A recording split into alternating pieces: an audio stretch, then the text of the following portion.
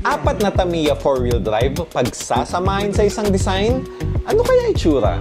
Let's find out! This is a commissioned artwork for 11 degrees at rinace natin yung mga images from client using Adobe Illustrator. Dito na rin natin inayos yung layout.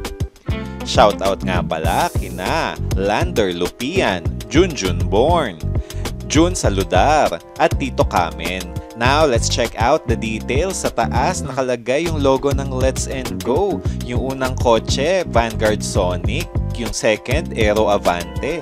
Yung third, DCR01 at Mac Frame. Sa baba, nakalagay yung logo, 11 degrees. Tapos, meron pang Tamiya and 4-wheel drive logos. Here's the full layout. Here's the front design. Here's the mock-up. Kung kailangan mo ng maangas na design like this one, PM lang. Salamat!